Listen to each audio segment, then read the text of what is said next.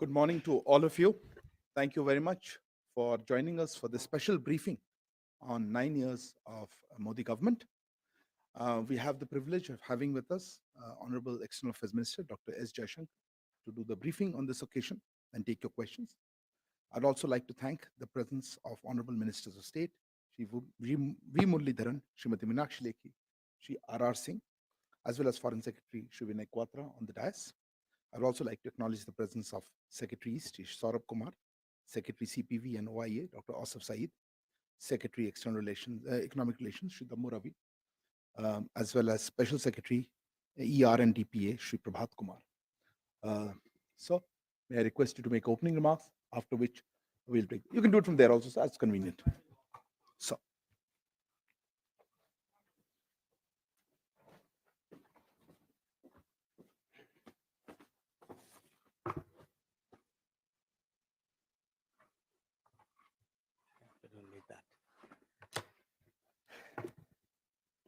A very good morning to all of you. My namaskar.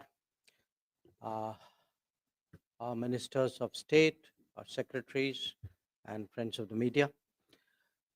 It's really a very great pleasure to talk to all of you today as we mark the completion of 9 years of the Modi government.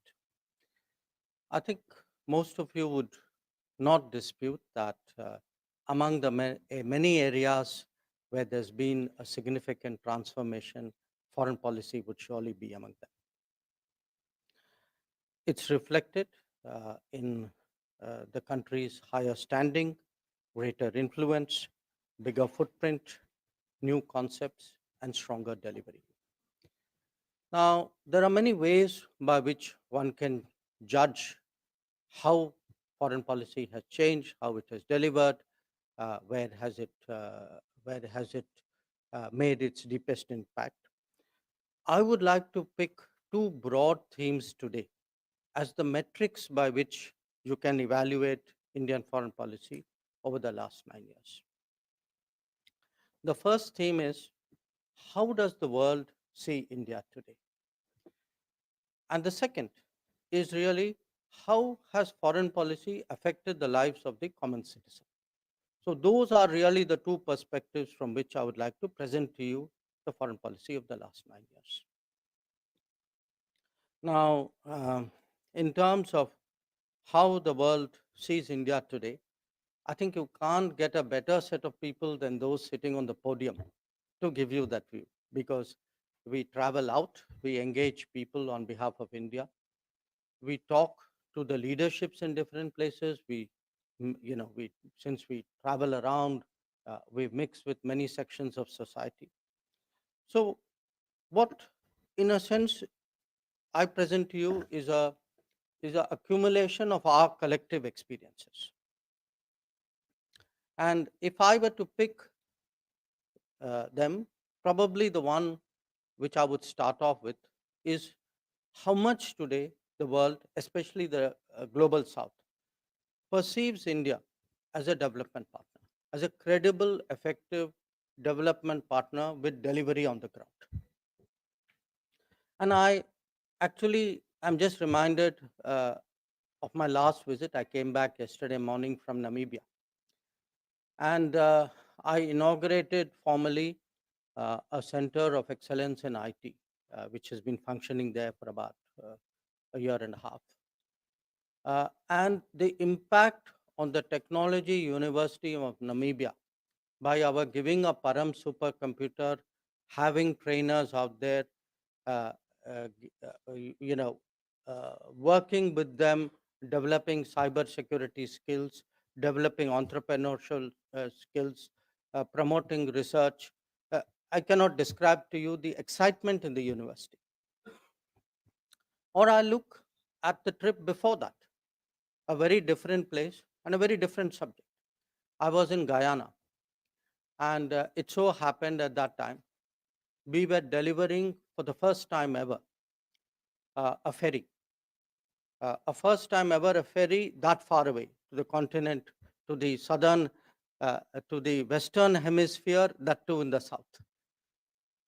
And the ferry had a transformational message for the Guyanese, because it made suddenly the islands and even the coastline far more accessible. So actually, you had the entire Guyanese cabinet, the previous president, everybody really turn out because for them it was such a big event. A little bit before that, I was in Mozambique, and I was urged to take a ride on a train which we had supplied. It wasn't just a train. We actually made possible the beginnings of a suburban rail system in in Maputo, which would decongest that city, because the kind of trains and the price points and the quality that we did, that actually had a sort of really a very big impact on the planning. I could give you many more examples. In Kenya, there's a textile factory which was closed down, which we helped to revive. Every Kenyan, if you use the word Rivatex, every Kenyan knows this textile factory. Or indeed, go to Mauritius. They are enormously proud of this Metro Express, which was built by an Indian company based on development support. And it isn't just my experience. I mean, my colleagues would vouch for something similar happening with them. Dr. Ranjan was telling me about a cardamom seed center, which he had seen in Laos. Or Muralidharanji was talking about entrepreneurship development centers, which he saw in Djibouti and I think in Rwanda. Am I correct? So wherever you go today, uh, and I want you to understand today how big our development footprint is. It is today extending across 78 nations, and we have done more than 600 major projects. But most of all, the impact is actually in our own neighborhood. That if you look, we've just had the visit of Nepal's Prime Minister, and again, there was a stock taking of, and frankly, satisfaction at a lot of what has been achieved, a lot of new projects which are coming on stream. But if you look at the neighborhood at South Asia, in the last 9 years, whether it is power transmission, power generation, whether it is diesel supply, fuel supply, whether it is bridges, roads, railways, ICPs. Actually, the region is changing. Ferry, in the case of Maldives. So the first point I want to make to you is a large part of the world today sees us as a development partner, not just as a development partner who lives up to what Prime Minister enunciated as the Kampala principles, which is we do with our partners what is their priority. So it is one part of it is the credibility, one part of it is also what is it we are doing. It is something which is important for them. They have determined what it is, or we have mutually determined what it is. And that I think today has very significantly enhanced our study. The second image of India today is of an economic collaborator. An economic collaborator, not just with the developing South, but with the global economy. And you can see that in terms of the FDI flows, in terms of the increased exports, in terms of actually this very important conversation taking place in the world today about trusted collaboration. I was in my last visit to the US, and Foreign Secretary has just come back. He's taken that forward. The American Semiconductor Association told me that, to the best of their knowledge, they employ at least 40,000 engineers in India on chips design alone. And that's just the bit which they know. So the point I will make here is, apart from development in terms of South-South, there is a larger economic impact we are making, and that is today increasingly recognized. And the third is really as a contributor. And perhaps there cannot be a better example of our contribution than Vaccine Maitri. I mean, even today, when you go around the world, actually people get emotional talking about the arrival of vaccines. Uh, the other example I would cite to you is our growing capability and our growing record as a first responder. We initially did more of this in our immediate neighborhood, but I think slowly with the passage of time that has extended beyond, and you saw really how speedy and effective we were in responding to the Turkey earthquake. Now, apart from these, I could cite to you the examples of the International Solar Alliance or the Coalition for Disaster Resilient Infrastructure as examples where we have contributed. But we can also contribute in terms of economic stabilization. And you all saw what happened to Sri Lanka last year and this year. That at a time when much of the world sat on its hands, we actually stepped forward at a very, very crucial time to stabilize the Sri Lankan economy. And today, if it is on the mend, I think a large part of it is due to the fact that we responded in a timely manner. Now, beyond that, I've spoken about the development economic side, the contributions we make. We also bring value. And because we bring value, there is a lot of interest today in partnering with India or getting India to join an organization. So if you look at the last 9 years, you've had the Quad, you've had the I2U2, you had the Shanghai, our membership of the Shanghai Cooperation Organization. You've had bilaterally a lot of migration mobility agreements. You had the FIPEC platform. You had the Nordics format. You had our entry into export control regimes because clearly our presence there has a additional value to their effectiveness. If I were to pick another facet, I would say we are also today narrative shapers. And perhaps the most effective example of that is the rush, I would say almost the pressure that we have each time Raisina dialogue is held. That today the people want to listen to India, they want to be seen with India, they do feel that working with us expands and sharpens their own influence as well. But it's not just a conference, it's also an important subject. You can see it on climate change. You could see it when PM went to Glasgow or to Paris. You can see it in counter-terrorism. The fact that the no money for terror actually got so much more traction after it was held in India.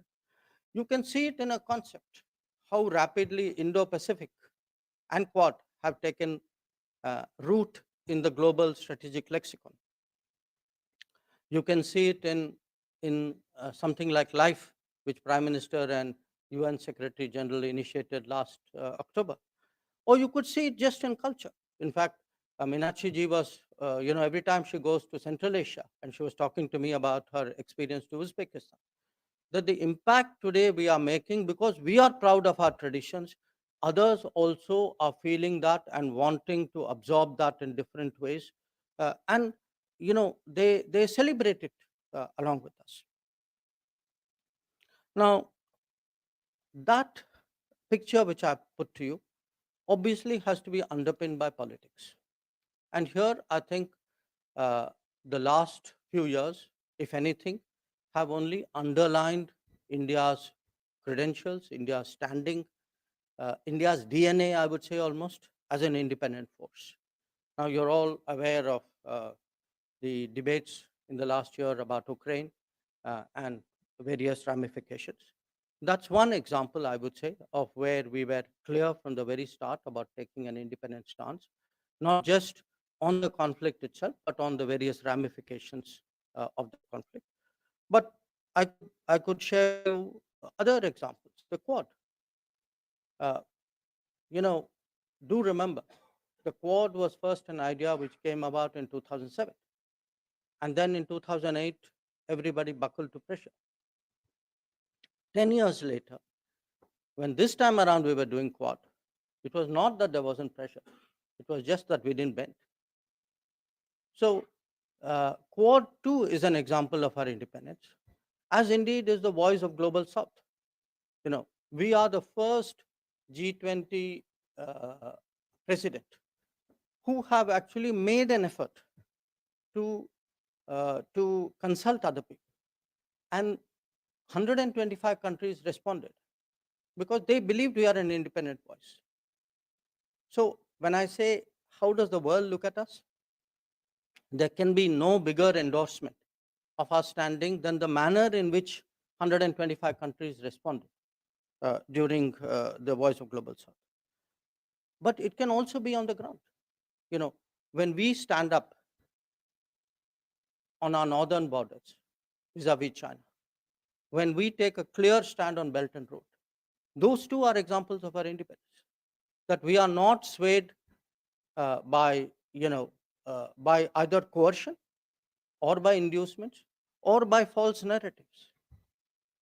So the facets of how the world looks at us obviously also is influenced by, to some extent, how we look after our own people. And during COVID, a lot of countries left their nationals to fend for themselves. I think we were the other extreme. No other country did as much as we did. We brought back directly during COVID itself at least 70 lakh people who in some way had been stranded or were compelled to come back to India. We also have in these 9 years created the systems for it.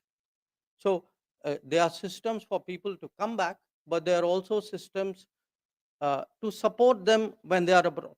So if Indians are in distress, the Indian Community Welfare Fund, the expansion of it and the repurposing of it, I think, was very, very useful during this COVID. And most of all, you have seen these repeated operations. I mean, somehow it has happened from 2014. Almost every year, I mean, it's a reflection of the state of the world, that almost every year we have had to undertake some operation somewhere.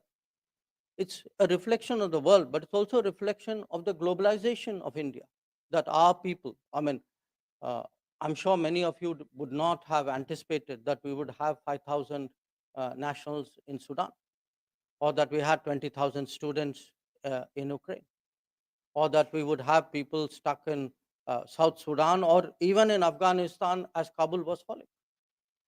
So I would say, it's one thing, of course, and I'll come to that, what difference it makes to our citizens. But I must also tell you, the world watches us.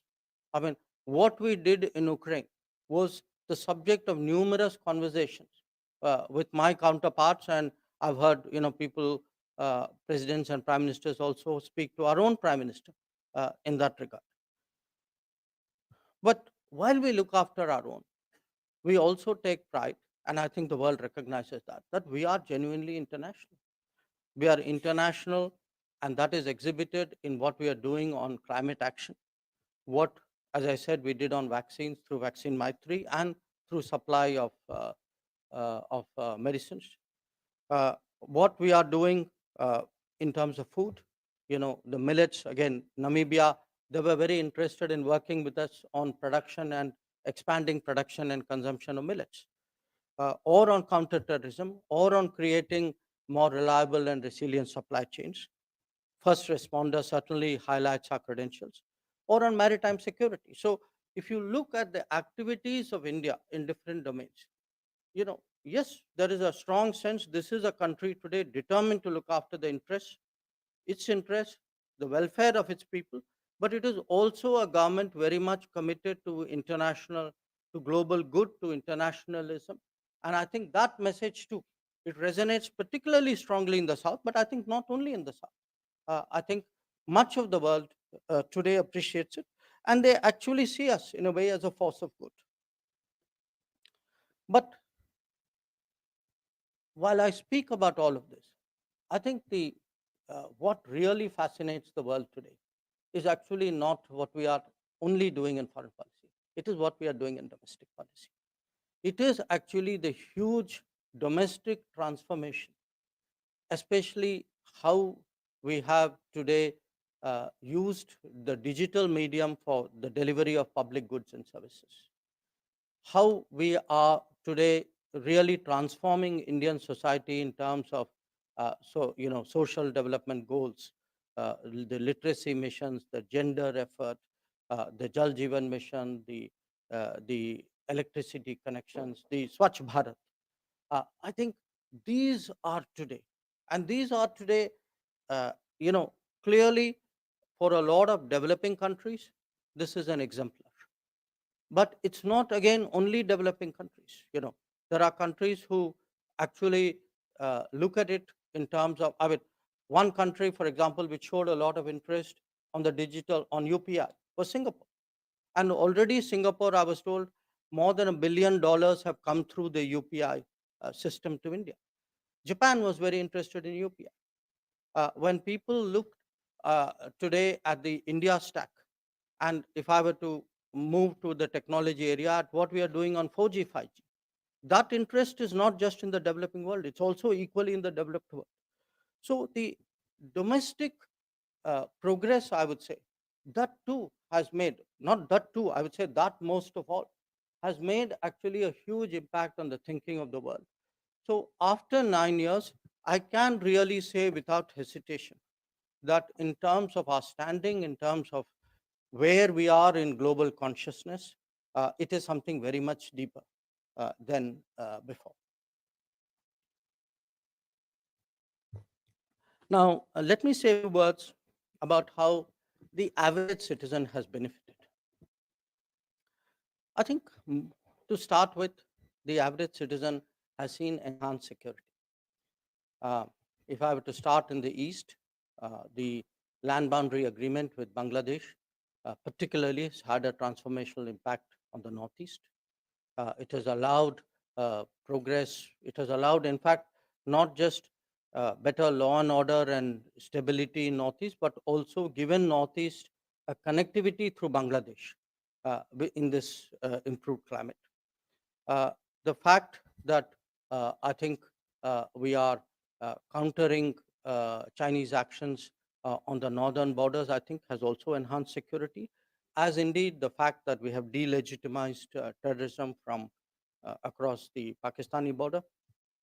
So today, I would say the activities of Indian diplomacy clearly have made the nation more secure, but they have also made the nation much more stronger economically.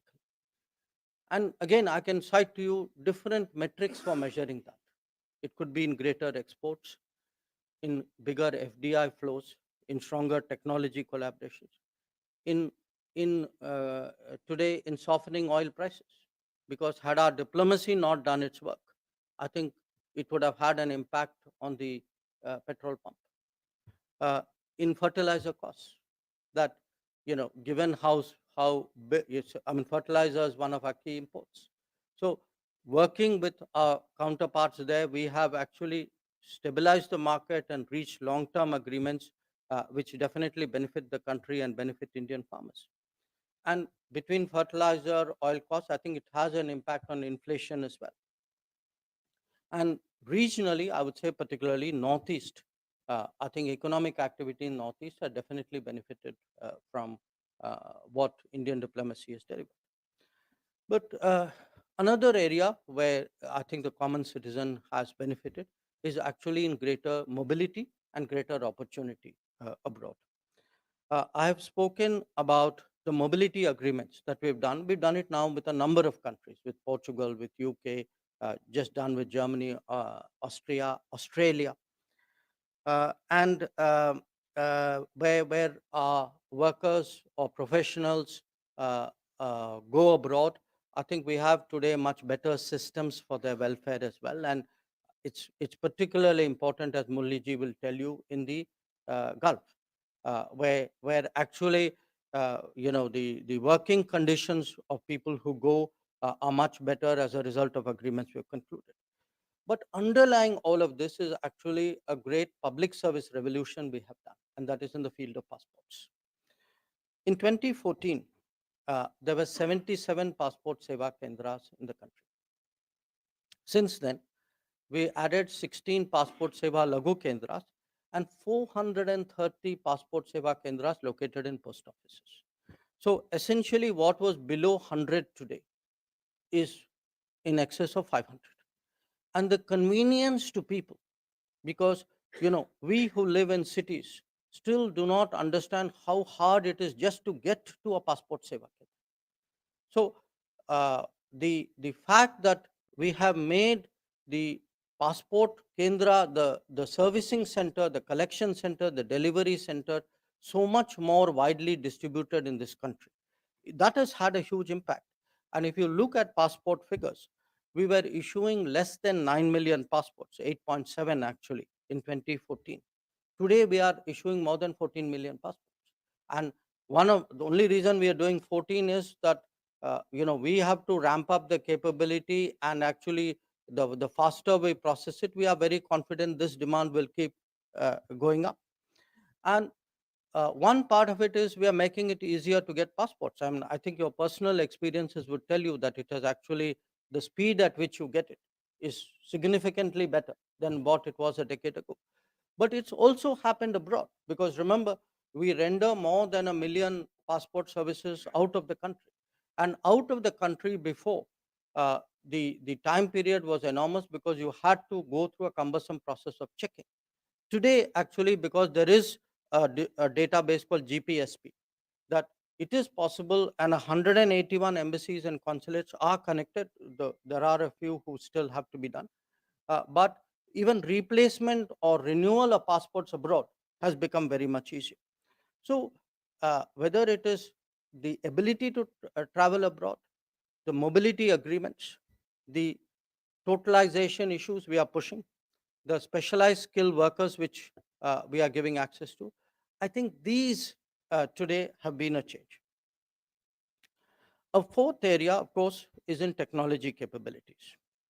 And I think the more we collaborate globally in technology, it could be G2G, it could be B2B, it could be G2B, it could be best practices, it could be projects. So the combination of all of this, you can see there's a very conscious drive for technology upgrades, and that is today actually opening many new opportunities for the youth, especially for the youth of this country. The fourth is, of course, security abroad. I have spoken about multiple operations. The Indian, the Community Welfare Fund, the consular services, even something like students. Today, students know that whether it is their legitimate case for working hours or other difficulties that they face, sometimes even security issues, that the government of India will back them up, and back them up perhaps in a manner in which we didn't do before. And finally, I would say there is a cultural respect for us today.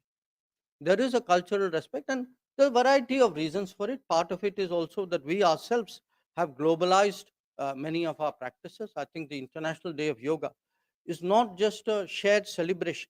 I think it's also a shared understanding of what is happening in India.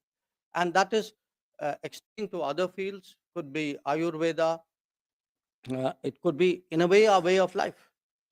So anybody going out today, I think an Indian going out today is more likely to be, in a sense, understood by the rest of the world. And all of this, I'm not suggesting, is only due to government efforts. I think there are a lot of other independent processes in play. But certainly, we help to guide it, channel it, encourage it. So, if this is the picture I present to you, I would like to end very briefly with my sense of what has changed in 9 years. Why has this happened? I think it has happened, first of all, because uh, where foreign policy is concerned, starting from day one, when you saw the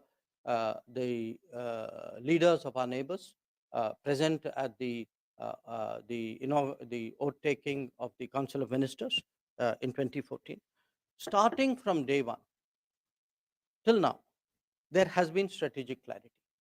There has been strategic clarity in terms of understanding the world, in organizing ourselves into a neighborhood first circle, extended neighborhoods, the Sagar, Africa beyond, the major powers. So how we perceive the world and how we interact with the world and how we develop policies for each of those and for combinations of these, I think that is to me, a number one reason. And along with that, in this phrase which has been used, hesitations of history, that we are no longer a prisoner of our past. That if there are gains to the country, if there are benefits for our citizens, we are not held back because of ideological reservations. Along with that, I would say the strategic communication, that we are able, probably if you look at us, I would say not only us ministers, but even the secretaries or probably my colleagues who are in different MEA buildings, we are far more intensely active and interactive than those before us. I'm not in any way disrespecting those people. I think it is partly the situation. It is the big picture, which is also, it is also the greater interest, the fact that the world wants to deal more with us. But what it has done is this dynamic of our capabilities and the world's interest, then our response. I think it has created today a virtuous cycle in diplomacy, which is part of this change. Uh, the third reason is a confidence in handling multipolarity and multi-alignment. Because one of the dilemmas, long-standing dilemmas for Indian foreign policy is, if the world is polarized or there are multiple centers of power, how do you deal with all of them? And I would suggest to you that we have done it, especially in the last 9 years, with a great deal of confidence, with results to show for it. And if you look at the major power centers, with the exception of China, for reasons which all of you are aware, I would say almost every one of these accounts has progressed, some of them in actually very challenging circumstances. A fourth reason is actually what has changed is the delivery focus. That it isn't just that you go declare something and then let it happen in its own speed, and sometimes they never happen. The sense within the government that there has to be delivery, there has to be timeline, there has to be budget, and this is backed up by monitoring. So, within the government, there is a very famous exercise called Pragati. And this Pragati model, which Prime Minister himself started and which we have departmentalized internally as well, that we keep drilling down to see why is a project stuck, why is something not moved, where are our promises, what has been delivered, what is still pending. So the whole delivery monitoring, I think, aspect, that has been, if you ask me, one of the hallmarks really of the Modi government's administrative style. The fourth is, of course, what I said, the people-centric view. You know, improving passports could have happened earlier if people felt it was important. If you actually put citizens at the center, worrying about people abroad, there could be tourists, there could be seafarers, there could be students. Why? I mean, in a way, you could ask yourself, why are we doing these operations year after year? you know why do we battle for our students? Why do we push embassies to give visas? Why are we strengthening passport system? Because at the end of the day, I think this people centric view of governance, of responsibility, which includes obviously diplomacy and foreign policy, I think that is something which has been part of the change. I would also say there's a greater pride in the country. There's a stronger belief in our culture, heritage, civilization. That has certainly, I mean, if our self belief is stronger, certainly the world looks at you with greater respect. And as I said, at the end of the day, there is an international outlook which the Modi government has brought to bear, and that certainly boosted international cooperation.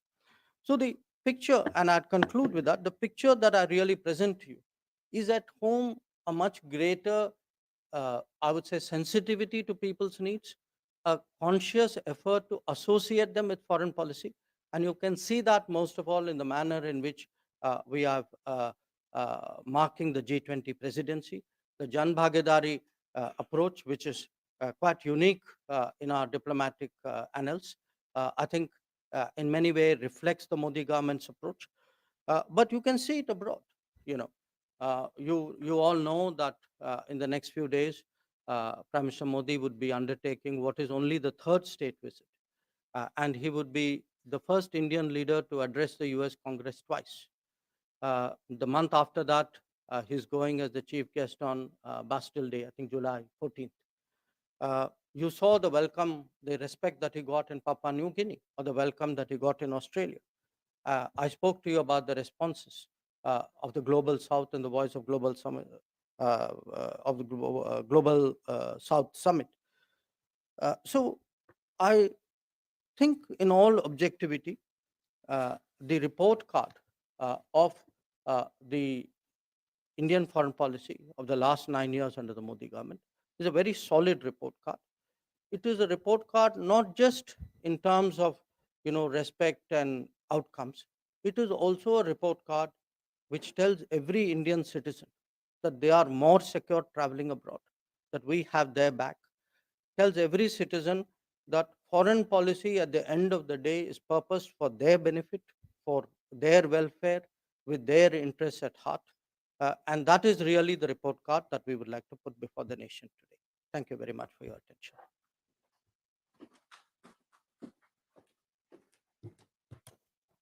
Thank you very much, sir. Before we take questions, let me let out the ground rules. Because of time constraints, we'll only take one question per person. I see lots of hands. Patience, please. Please introduce yourself as well as the organization that you represent, and we'll take questions in groups of 3. Maybe I'll start with the lady there. Okay. Yeah, go ahead. Yes, go ahead. Good morning. This is Yeshi Seli from the New Indian Express. So the fate of 700 Indian students studying in Canada is under limbo, and they are probably going to be deported on June the 13th. Is there something that the government is likely to do? And in addition, there was this procession which was taken out in Brampton yesterday, where they were glorifying the assassination of late Prime Minister Indira Gandhi. So is there anything that May I also request to limit to one question per person? Yeah, okay, yeah, please. मैं sir ब्रह्म प्रकाश दुबे हूँ मंत्री जी, ब्रह्म प्रकाश दुबे हूँ जी news से। मेरा सवाल ये है कि आपने 9 साल का रिपोर्ट कार्ड बताया, लेकिन राहुल गांधी हाल ही में ब्रिटेन गए, अमेरिका गए, वो कह रहे हैं भारत में सारी लोकतांत्रिक संस्थाएं नष्ट हो रही हैं, भारत में क्या-क्या लोकतंत्र नष्ट हो रहा है। तो इससे विदेश मंत्रालय को विदेशों में समझाने में चुनौती बढ़ गई है, या आपको लगता है राहुल गांधी को वहाँ कोई सीरियस नहीं लेता? Thank you. या आपको या go ahead Abhishek. Sir, this is Abhishek Kapoor from Republic TV. Since you'll be taking some questions from the United States, Kurt Campbell, senior White House officer, official said India-US relationship is going to see escape velocity getting in between the two. And since you mentioned it, I'm just taking this, if you can take this question. You mentioned, except for China, we have done well everywhere else. If you could elaborate. So, more questions, or perhaps hand over 3? Yeah, 3, sir. We'll leave it there. So let me start with Canada. For some time now, there is this case of students who the Canadians say did not study in the college which they should have studied, and when they applied for a work permit, they got into difficulties. From the very start, we, meaning the foreign ministry here, as well as our High Commission and the consulates in Canada, have taken up the case. And our point is that, look, the students studied in good faith. If there were people who misled them, the culpable parties should be acted against. It is unfair to punish a student who undertook their education in good faith. So the latest report that I got, in fact, only this morning, was that I think yesterday the Canadian Prime Minister also kind of made a statement in the House of Commons there, and the minister also tweeted something, and they have also been talking to our High Commission out there. I think the Canadians also accept that, it would be unfair. I mean, if a student has done no wrong, and I don't know if all the cases are the same. I mean, there is a granularity about it which, sitting at this distance, neither you or I can judge. If a student has done no wrong, they accept the idea that they have to find some solution for it. So we will continue to press, and I would very much hope that the Canadian system is fair in that regard. Regarding this float issue used, let me actually answer it, because I think there's a bigger issue involved. And the bigger issue involved is really the space that Canada has continuously and frankly, to us, we are at a loss to understand, other than the requirements of vote bank politics, why anybody would do this. Because if you look at their history, I mean, you would imagine that they learn by the history and they wouldn't like to repeat their history. So, it isn't only one incident, however egregious it may be. I think there is a larger underlying issue about the space which is given to separatists, to extremists, to people who advocate violence. And I think it's not good for the relationship, and I think it's not good for Canada. जो आपका जो सवाल था वो राहुल गांधी वाला, देखिए, उनकी आदत है कि वो जब बाहर जाते हैं कि वो देश की आलोचना करते हैं, हमारी राजनीति के बारे में टिप्पणी करते हैं। पर जो आपका प्रश्न है कि दूसरों पे इसका क्या असर पड़ता है, अब दुनिया हमें देख रही है, और दुनिया क्या देख रही है? दुनिया देख रही है कि इस देश में चुनाव होते हैं, चुनाव में कभी एक पार्टी जीतती है, कभी दूसरी पार्टी जीतती है। तो अगर देश में डेमोक्रेसी नहीं है तो ये ऐसा परिवर्तन तो आना नहीं चाहिए ना। हर चुनाव का रिजल्ट एक ही होना चाहिए। वैसे 24 का चुनाव रिजल्ट तो वही होगा, हमें पता है। हाँ, पर अगर आप देखें, जो ये पूरा नैरेटिव जो है, ये हमारे यहाँ एक देश में नैरेटिव बना है, और जब ये नैरेटिव देश में नहीं चलता या कम चलता है तो इसको बाहर ले जाते हैं, और उनकी अपेक्षा है कि बाहर का सपोर्ट जो है वो देश में चलेगा। मुझे लगता है कि यहाँ आम नागरिक जो है, जो देखिए हमारे यहाँ जितने भी आप बीच में, हमारे यहाँ डेमोक्रेसी है, आपका कुछ भी होगा, मेरा कुछ भी होगा, आपकी पॉलिटिक्स कुछ होगी, हमारी कुछ होगी। हमें देश में जो करें, मुझे इसमें कोई इतराज नहीं, पर मुझे नहीं लगता कि बाहर जाके देश की पॉलिटिक्स को बाहर ले जाना देश के हित में नहीं, और मुझे नहीं लगता कि उनकी क्रेडिबिलिटी उसके कारण बढ़ेगी। The question, China. Look, I said our relationship with all the major power centers, you can say, have evolved, because that is the record. I mean, you look at the US, look at Russia, even in these, with all these challenges, look at UK, France, look at EU, Germany, Japan, or if you take regions, Gulf, ASEAN, each one of these have advanced. And why have they advanced? They didn't advance by gravity and by nature. They advanced because people worked very hard. That in each of these relationships, actually the Modi government has striven, it has put in place policies. The Prime Minister himself has sort of led the diplomatic efforts from the front. That we have tried to find areas of agreement, of collaboration, of working together with these countries. We have tried to expand the economic base, the technology base, tried to find security partners, and we have been largely successful. Now, why the exception? Well, in a sense, that answer can only be given by China, because China consciously, for some reason, chose in 2020 to, breaking agreements to move forces to the border areas and, seek to coerce us. So I think, it's been made very clear to them that until there is peace and tranquility in the border areas, our relationship cannot progress. So that is the obstacle which is holding that back. Thank you, sir.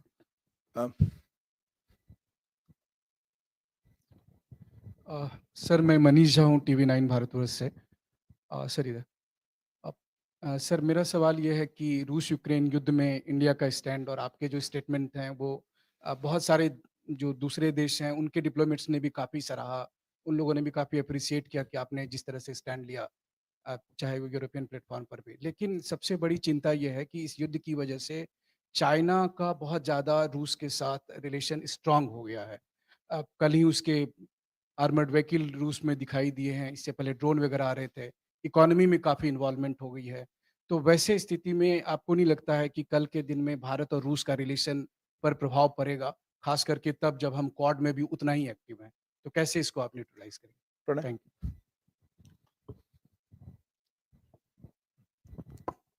Sir Pranay Upadhyay ABP news से। Sir मेरा सवाल इस चीज को लेकर है कि आपने 2014 के अंदर इस चीज के साथ शुरुआत की कि पड़ोसियों को साथ लिया जाए, नेबरहुड फर्स्ट की पॉलिसी के साथ। भारत की नेबरहुड के अंदर चाइना और पाकिस्तान दो नेबर्स के साथ में रिलेशन डिफिकल्ट रही है। आप नेबरहुड पॉलिसी के लिए किन को फॉल्ट लाइन मानते हैं और कहां पर आपको लगता है कि जो आपके एरियाज ऑफ चैलेंज हैं जिसके ऊपर आप काम करना चाहेंगे? Shinja.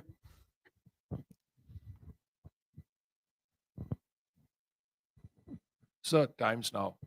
You spoke about the northern border. You mentioned what happened in 2020. You said that unless there is a change from Beijing's side, you cannot, unless there is peace and tranquility, the relationship cannot move forward. But as of now, what do you see happening in the sense? Do you see any kind of meetings between strategic representatives? Do you see any attempt by China at de-escalation, which comes after disengagement? There are too little bits of disengagement still left. What is the future, sir?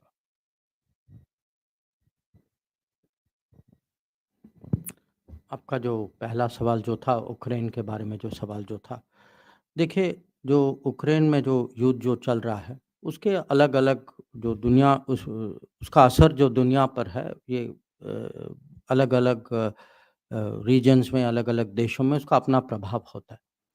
अब Russia और किसी और देश China हो या कोई और देश हो, अब उनके रिश्ते और नज़दीकी होंगे या दूर के होंगे वो खुद तय करेंगे। हमारा रिश्ता जो रशिया के साथ अगर आप देखें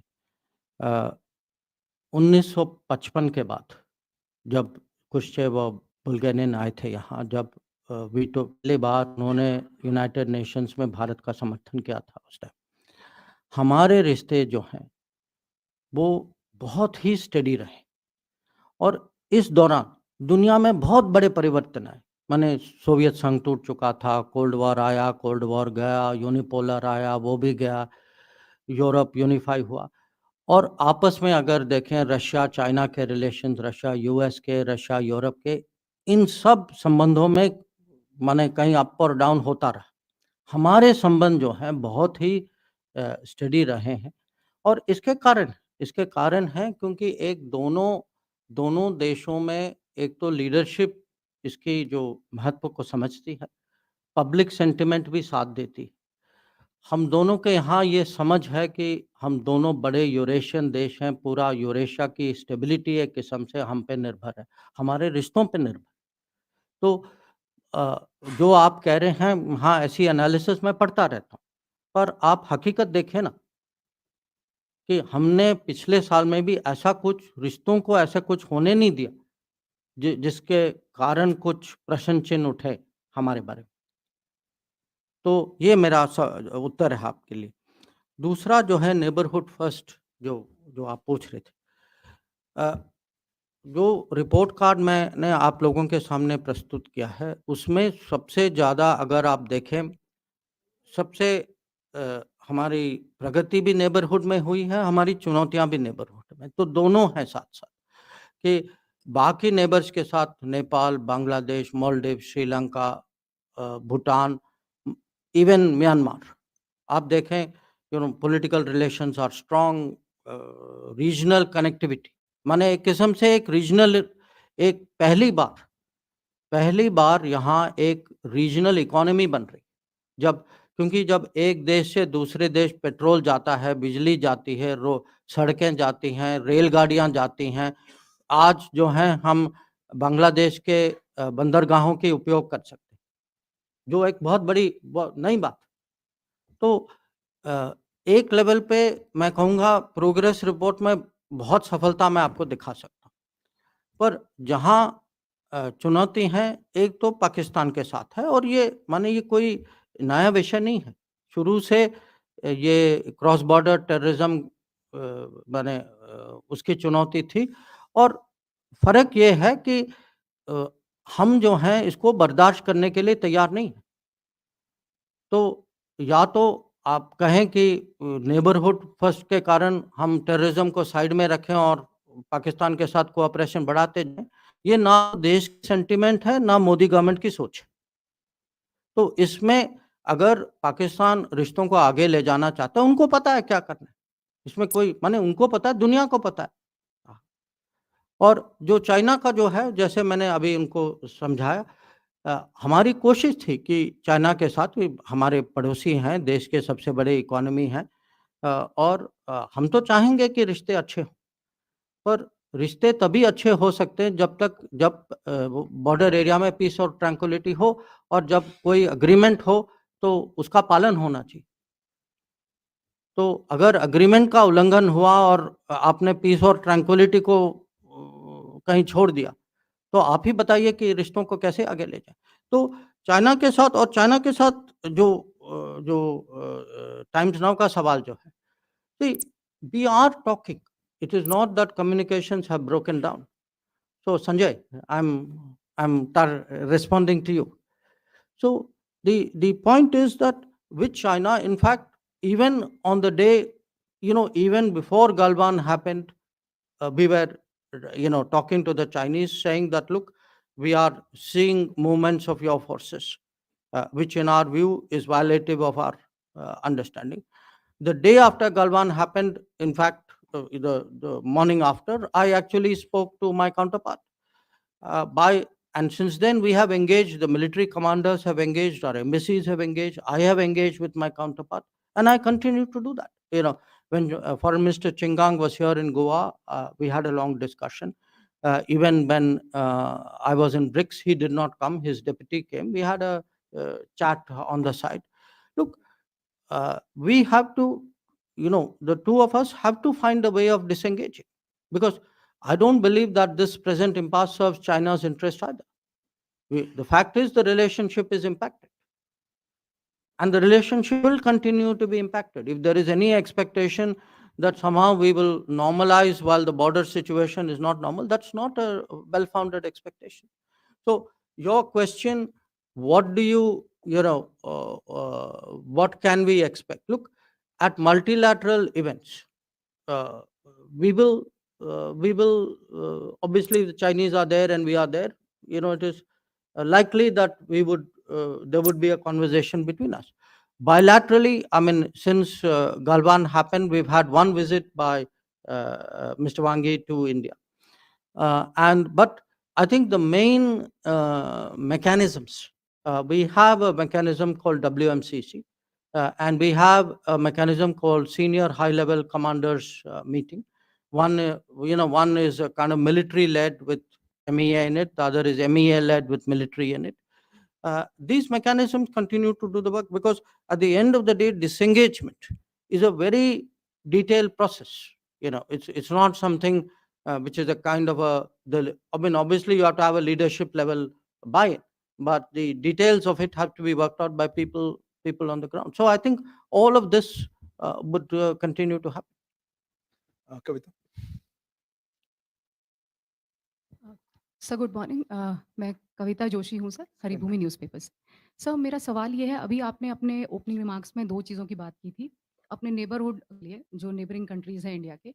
एक तो आपने कहा कि स्ट्रेटजिक क्लैरिटी, और एक आपने कहा स्ट्रेटेजिक कम्युनिकेशन इंडिया का बहुत ही साउंड हुआ है। मेरा सवाल ये है कि अभी कुछ दिन पहले प्रधानमंत्री ने पार्लियामेंट की नई बिल्डिंग का इनॉग्रेशन किया है, उसमें एक नक्शा लगा हुआ है जिसे अखंड भारत कहा जा रहा है। उसे लेकर के आपके पड़ोसी देशों में, 3 देशों में, नेपाल, बांग्लादेश और पाकिस्तान में विवाद है। 2 मित्र देश हैं भारत के और पाकिस्तान हमारा शत्रु राष्ट्र है। तो सर ये मैं आपसे पूछना चाहती हूँ कि एक तो ये जो अखंड भारत को लेकर के विवाद है, इसमें भारत का क्या कहना है अपने पड़ोसी देशों को?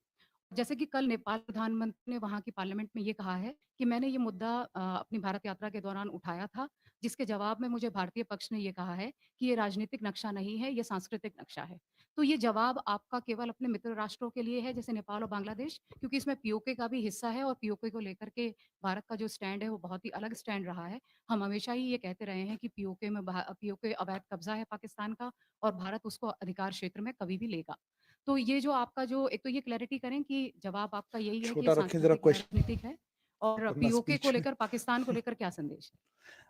Smita, go ahead. Mr. Smita Sharma, I work independently.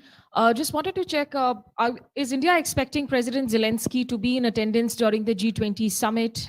Is there an invitation that has been extended, is being extended? And Can we Okay. keep it tight? Yeah. Umashankar. मैं उमाशंकर हूँ एनडीटीवी से। आपने दुनिया के परिप्रेक्ष्य में बताया कि 2014 के बाद किस तरह से भारत का फुटप्रिंट जो है वो बढ़ा है दुनिया में। मेरा सवाल स्पेसिफिकली मिडिल ईस्ट को लेकर है कि 2014 के बाद किस तरीके से मिडिल ईस्ट में को लेकर हमारी जो डिप्लोमेसी है वो बदली है और क्या अचीवमेंट्स रहे हैं? एक तो जो आपने विषय उठाया, जो नए संसद में जो जो नक्शा जो दिखाया गया, मेरे ख्याल से हमारे प्रवक्ता जो हैं इस पे टिप्पणी कर चुके हैं। Am I correct? हाँ, कि उन्होंने कहा कि ये अगर आप उसी के नीचे वो कुछ साइन बोर्ड जैसा कुछ लगा हुआ है, उसमें लिखा है कि ये आई think you can read it, my recollection, ये कुछ अशोकन एम्पायर का डिस्क्रिप्शन है। तो ये एक ऐतिहासिक, हाँ, हाँ, दैट दैट जो लिखा है, it says it depicts the spread of the Ashokan empire and the idea of responsible and people oriented governance that he adopted. तो इसको मुझे नहीं लगता कि राजनीतिक विषय बनना ही चाहिए, और जो हमारे मित्र देश जो हैं वो समझेंगे। अगर कहीं कुछ उनको क्लैरिफिकेशन चाहिए तो मुझे लगता है उसमें कोई बड़ी बात नहीं है, और जो मुझे जो बताया गया है वो समझ चुके हैं। अब पाकिस्तान का तो आप छोड़ ही दीजिए, क्योंकि वहाँ ना समझने की आशा है, ना हमारे यहाँ अब मैं क्या कहूँ आपको।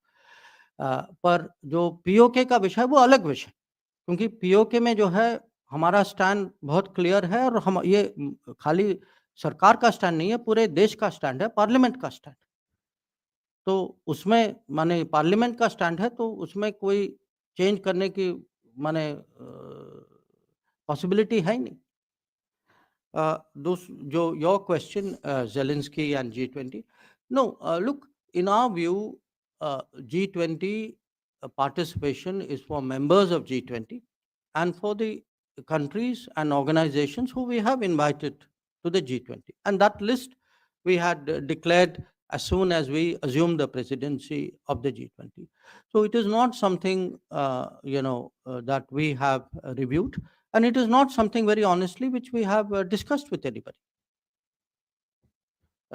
The third question, जो आपका जो मिडल ईस्ट का सवाल जो है, वो अगर जो मैं पिछले 10 साल की सफलता की अगर जब मैं बात कर रहा हूँ, तो मिडल ईस्ट ये एक ऐसा क्षेत्र है जहाँ ये आपको साफ दिखाई देता है कि अगर आप खाड़ी में देखें, ऐसे देश हैं जहाँ माने सालों से कोई हमारे यहाँ से कोई लीडरशिप विजिट नहीं हुई थी। हाँ, और जो हमने हमारे लिए एक किस्म से हमारे लोग वहाँ सर्विस करने जाते थे, और वहाँ से हम लोग पेट्रोल खरीदते थे, तेल खरीदते थे। तो पिछले 10 साल में जो परिवर्तन जो आया है कि पॉलिटिकल लेवल में एक तो एंगेजमेंट बढ़ी है, बहुत कंफर्ट है हमारे। अब अगर आज हम दुनिया में देख के अपने मन में सोचते हैं कि कहाँ देश हैं जो हमें सपोर्ट करते हैं, उसमें से बहुत सारे देश जो हैं वो मिडल ईस्ट के देश, और मिडल ईस्ट के देश अगर हम दोनों जो हैं एमओएस डायरेक्टली उसको देखते हैं, मेरे ख्याल से गल्फ में तो हम I think each one of us would have paid at least 2, 3, 4, 5 visits. और जो बाकी देश भी हैं, मैं इजिप्ट गया हूँ, मैं टूनिशिया गया हूँ, आप तो I think you have been to Iraq, to Morocco, Algeria. तो एंगेजमेंट उनके साथ बढ़ा है, राजनीतिक परिप्रेक्ष्य से हमारे रिश्ते जो हैं और नज़दीक आए हैं। तो और जो अगर आप ट्रेड देखें, वहाँ एक एफटीए भी हो चुका है यूएई के साथ, व्यापार भी इस समय में पिछले 10 साल में काफ़ी बढ़ा है। तो मैं कहूँगा हर दृष्टिकोण से ये ज़रूर ये एरिया जो है हमारे लिए एक किस्म से डिप्लोमेसी, सक्सेसफुल डिप्लोमेसी का एक उदाहरण। Sachin. Good morning. This is Sachin from the Times of India. Yeah, Minister, I just want to draw your attention to this press conference which was done by former Prime Minister Manmohan Singh, I think in early 2014. And he was asked a question about what was his biggest achievement as the Prime Minister. So he said that the end of the nuclear apartheid in the form of the nuclear deal with against India in the form of the nuclear deal with the US was his best moment as Prime Minister. So I was just wondering if you would like to pinpoint something, as Prime Minister Modi's own best moment or the government's own best moment or a standout achievement in terms of foreign policy. And just as a follow-up to that, since we've already listed all the achievements, which are quite impressive, I just want to ask you if there's any regret or disappointment about something that you could have achieved and it did not happen in the past nine years. For example, India Before I- bid to become a membership, before to I- get a membership of the nuclear supply group. I mean, we are here to hear The fact that it Mr. didn't happen. not the I panelist, told perhaps. I told Smita one question, you asked five. So, So Madhurendra, I think you are please. Thank please. you. Madhurendra. Sir मैं Madhurendra news nation से मेरा सवाल LAC को ही लेकर है। आज से 1 हफ्ते बाद गलवान की घटना के 3 साल पूरे हो रहे हैं। पिछले 3 सालों से अगर देखा जाए तो एक बड़ा वाद और नैरेटिव के तौर पे पब्लिक माइंडसेट आया है कि क्या चीन ने हमारी ज़मीन पर कब्जा किया है या नहीं किया है। उस पे मैं चाहूँगा आपका स्पष्टीकरण, ये जानते हुए कि 2 पॉइंट पे डिसएग्रीमेंट हुआ है, 2 पॉइंट पर अभी नेगोशिएशंस चल रहे हैं। और एक छोटा दूसरा सवाल ये नहीं, है बिल्कुल नहीं, सॉरी। कि पब्लिक आदित्य, आउटरीच आज से no, शुरू हो रहा है, तो क्या 5 उपलब्धियों को लेकर नहीं, पब्लिक के आप बीच आप ऐसा जा ना रहे हैं? करो, आपका टाइम अगर खुद आप कम एक करो। सवाल से ज्यादा भी पूछेंगे मैं एक ही का उत्तर आदित्य। दूंगा। Mr. Jaishankar, Aditya Raj call from TV9 Network. In the last 9 years, we've seen a paradigm shift in Kashmir policy of the government of India. We've seen Article 370 abrogation, a lot of steps. Recently concluded successful G20 event. How do you see this? How do you see this? And do you think this is a turning point on how the global community and the international fora and several others, especially the West, sees Kashmir from a different lens? Because you just spoke about changing narratives and India actually shaping the narratives. So how important is this If you visit? could keep it short. Okay. Yeah, thank you so much. Good. So let me start with Sachin. Look, you said that Dr. Manmohan Singh, the end of his tenure, said what he said. Prime Minister Modi has a long way to go in his tenure. So I'm sure as and when it arises, he will say what he has to say, but I don't think that's going to happen anytime soon. But if you were to ask me, at this point of time, 9 years into Modi government, what are all the changes? I think in a way I tried to project that, I tried to project, frankly, a more self-assured country with a lot of changes happening, which is contributing more, which is caring more for its own people at home and people abroad, and which is communicating all of this very effectively with the rest of the world. So it isn't a single account and a single achievement in a way. I think there's been really very broad progress across multiple fields. And on, even though you should not have asked the second question, but on Security Council, you all know where is the resistance from, but I would say one change which has happened is, if you today ask more and more countries today accept the need for reform, and frankly feel if there's one country which should be there, it is India. I think even in this process, as a potential candidate, our credibility has gone up in this period. जो आपका जो गलवान वाला सवाल है, देखिए जो position जो है ये बहुत कॉम्प्लिकेटेड है, क्योंकि हमारी फौज भी, एक तो मैं आपको समझाना चाहता हूँ कि नॉर्मली जो है फौज जो वो बिल्कुल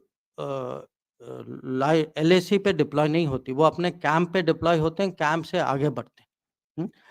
जो 2020 के बाद जो चेंज हुआ है, क्योंकि टेंशन तनाव के कारण दोनों साइड ने फॉरवर्ड डिप्लॉयमेंट की, और ये फॉरवर्ड डिप्लॉयमेंट, ये मुद्दा जो है हमें इसको रिजॉल्व करना है।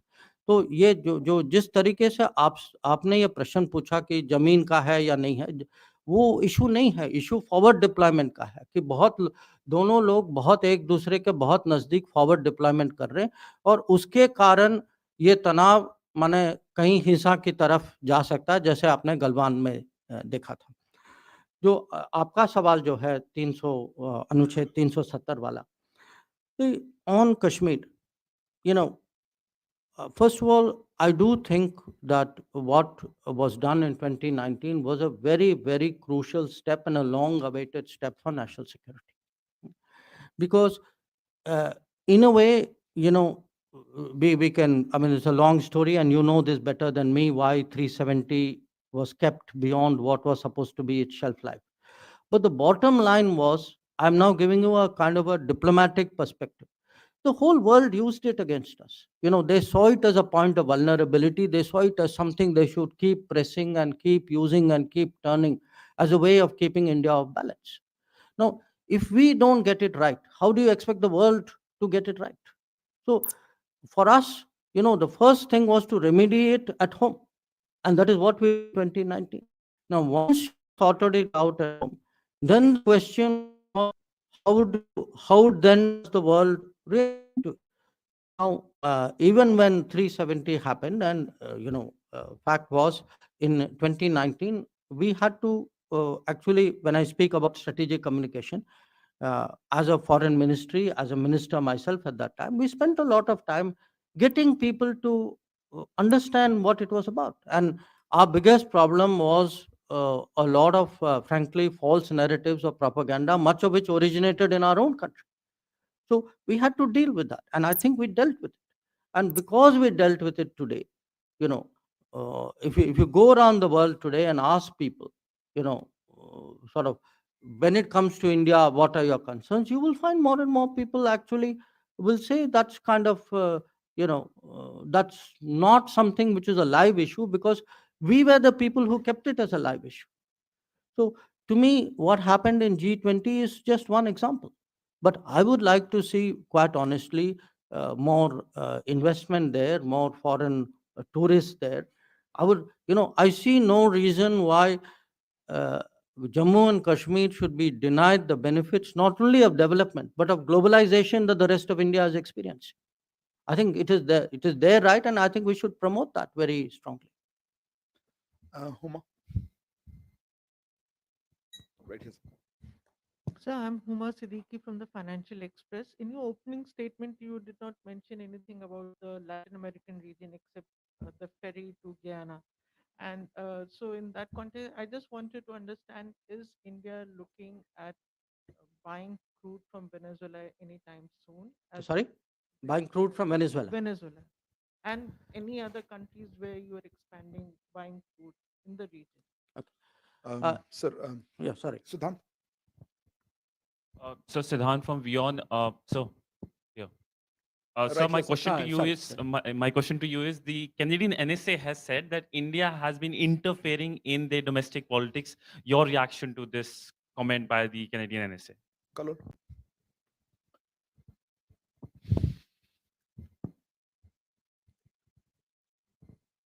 Kalol from the Hindu, sir. Sir, one of your first policies, one of the first policies of the Modi government was the Act East policy. Today, we see what's happening in Manipur. Do you think the developments in Manipur have basically negatively impacted that policy? So,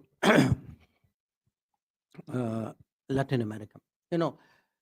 I didn't mention many regions, and I would not in any way like you or anybody else to think we are less invested in that region simply because there was no explicit remark by me. Again, I've spoken about different parts of the world where all of us have been far more active, starting with Prime Minister himself. And the intensity of our visits, the projects, the trade, the political cooperation, each one of this applies in full measure to Latin America. I myself have done 2 trips, one where I did Brazil, Paraguay, Argentina, one which I did Colombia, Guyana, Panama, and Dominican Republic. In fact, I must tell you, even to me, it came as a surprise that the last 4 countries, no foreign minister in our history had ever been there. Even Mexico found that the last foreign minister when there was none around. So there have been big gaps in our engagement with other regions, and to be very frank, it affects our credibility. How can you export support from a country which nobody has even bothered to go and visit? So it is taxing. It is, but if we are trying to develop a global footprint, because that is also a point I want to make. When Prime Minister speaks about Amrit Kal and where we will be, a large part of it is development of the country. The foreign policy part of it is to develop a global footprint in those 25 years. So you remember in 2015, I think he used the word first time, towards becoming a leading power. That was the foreign policy trailer of his Amrit Kal goal. So we today want to be much more, and Meenakshi ji, I think, has made multiple trips as well to Latin America. So our idea really is to see, we would not, I mean, I cannot say we would like to cover every country in the world, but we would certainly like to cover as many countries at a ministerial level. The four of us need to do as much as we can, and we are working very hard at it. But if you look at the progress in it, today our trade with Latin America is coming close to $50 billion. Now, relatively speaking, if you look at various big trade accounts, China, ASEAN, etc., mostly our big trade accounts are 100 billion plus. So already, there is a big push, and when you go there, I mean, I took a business delegation as well with me. I mean, I see great deal of interest in Indian business in being out there. Specifically oil imports. Look, Venezuela, first of all, Venezuela had its own complications because there were secondary sanctions, and the oil importing companies take their own call when it comes to secondary sanctions. But Latin America, I know our investments in Brazil have increased. When I was there, in fact, an expanded agreement was signed. There are a lot of new finds in Latin America. I think there's a lot of interest in looking at that. Your question, Siddhant, about the Canadian NSA's remark. I was, what shall I say? Okay. The phrase which came to my mind was actually a Hindi phrase, which was "Ulta chor kotwal ko dante." I mean, if anybody has a complaint, we have a complaint about Canada. What I said earlier, the space that they're giving to Khalistanis and to violent extremists. So I was very perplexed by what I heard.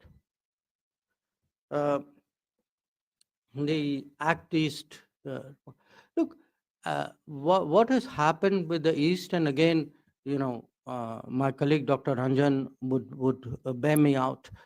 He is himself from Manipur. I mean, where Act East is concerned, in the last 9 years, there's been an upgrade in the sense there have been deeper investments, more projects. We do much more on security. Earlier on, the focus was, let's do mainly economics. I think connectivity, security, deeper people-to-people collaboration, stronger political collaboration. I think these have been the new facets, really, which have been added in the last 9 years. I think what is happening in Manipur is largely an issue of Manipur, and I think in that part of the world, people do understand that. So I would not really mix apples and oranges here. I think the Act East policy, the progress of the Act East policy, which has been quite considerable in the 9 years, I think will continue, and hopefully the situation in Manipur will also ameliorate.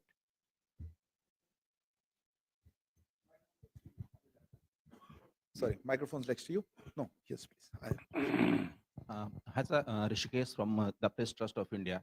So my question is, over the issue of extradition of people indulged in financial fraud or in terrorism, we haven't seen much success in past 4 years. So my question is, what are the reasons behind this, and can we see much success in coming months, especially ahead of 24 elections? Neeraj. Sir, Neeraj हूं, news 18 India से। आपने कहा कि भारत और चीन के बीच LAC मसले के बाद फॉरवर्ड डिप्लॉयमेंट का मसला है, और राहुल गांधी के बारे में आपने ये भी कहा कि उन्हें घरेलू मोर्चे पर अपनी बात रखनी चाहिए, न कि विदेश की धरती पर। वो बार बार घरेलू मोर्चे पर एक बात कहते हैं कि चीन ने भारत के एक बड़े भूभाग पर कब्जा कर लिया। पिछले 9 साल में अगर फॉरवर्ड डिप्लॉयमेंट इशू को छोड़ दे, तो उसके अलावा आप कह सकते हैं कि चीन ने भारत की जमीन पर कब्जा नहीं किया है, या फिर राहुल गांधी निराधार बयान दे रहे हैं? Manush. So this is Manas Pratim from PTI Press Trust of India. Sir, India's relations with United States and Russia, we have seen a significant upswing in the last few years, actually, notwithstanding the current geopolitical turmoil as well as big power competitions. So how do you characterize this? And going forward, do you think, in fact, if the conflict between West and Asia or the overall conflict, great power competition widens, such an approach sustainable, sir? So- And one would just edit no. question is that, I mean, in the BRICS Cape Town declaration, it was mentioned that, the countries are looking for a mediation proposal. So would you like to just? Mediation. It's a different question. Yeah. So, Sorry.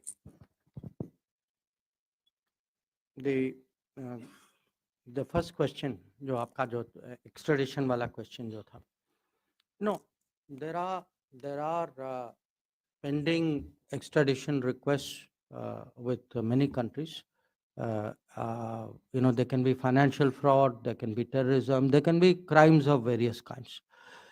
Now you have to understand, generally speaking, with everybody, extradition has a very high bar. माने आपको, you have to show proof and meet certain legal standards, including of that country.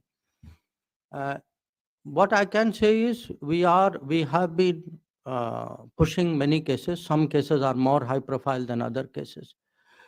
You can see the progress. You can see the progress in their systems, that the cases are going to one level of court, next level of court, and it is proceeding towards an extradition. We have had a few cases.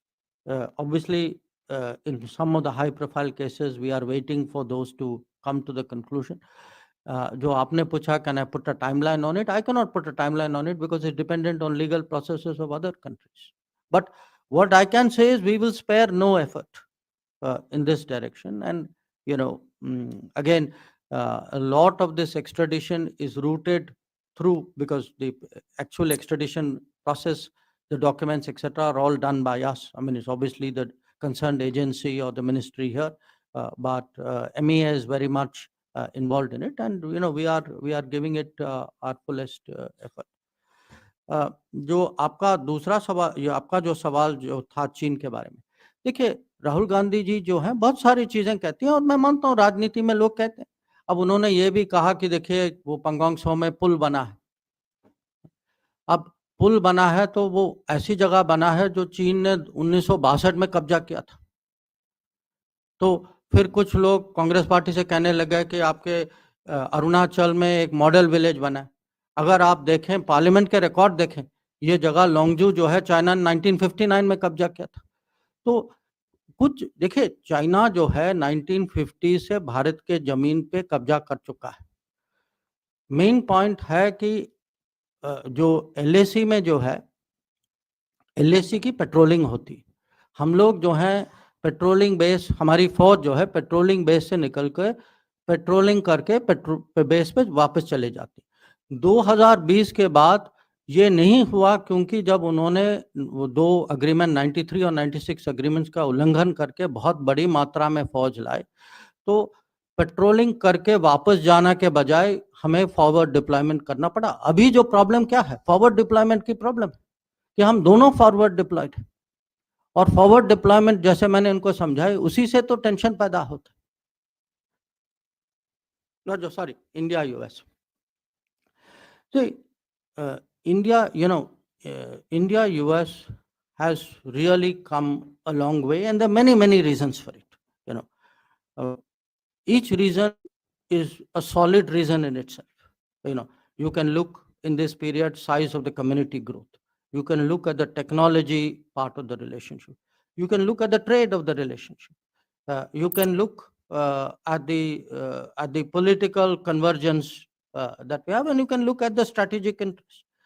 So I think there's a very compelling case for stronger and stronger India-US relations bilaterally, in the Quad, in I2U2, and maybe in other formats also. Now, we are, we in this business, we all know each other. We all know what the interests of our countries are, what their relationship with other countries are. I take all that into account.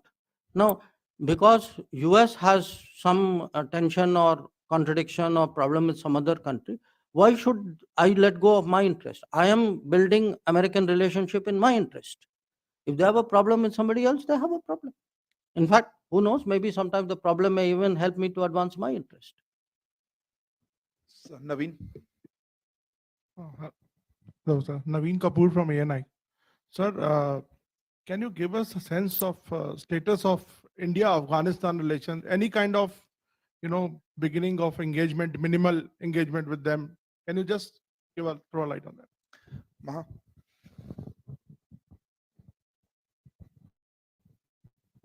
Sir Maha Siddiqui from NDTV. So with the Ukraine war nowhere close to an end and in fact taking a critical turn with critical infrastructure being targeted now and the G20 summit less than 3 months away, do you believe that having a consensus on the leaders' declaration will be a Herculean task or a near impossible task? Leaders' declaration. Abhishek Jha. Yeah.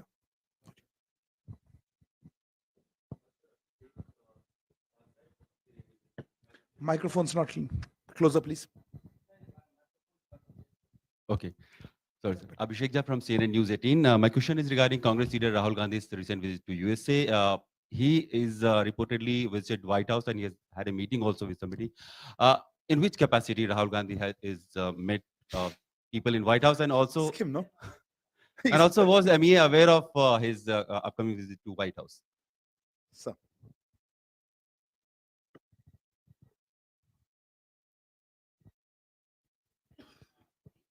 Sorry, Afghanistan.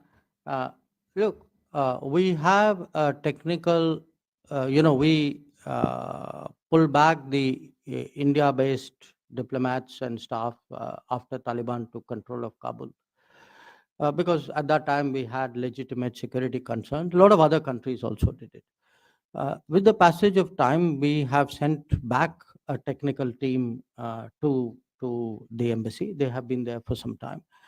And their job is essentially, in a sense, to monitor the situation and to see how we can support the Afghan people in their hour of need, you can say, in a manner. Because they have, this is a country which had vaccine shortage, it had wheat shortage, it had medicine shortage, it had, there are projects there which will get into difficulty in the passage of time.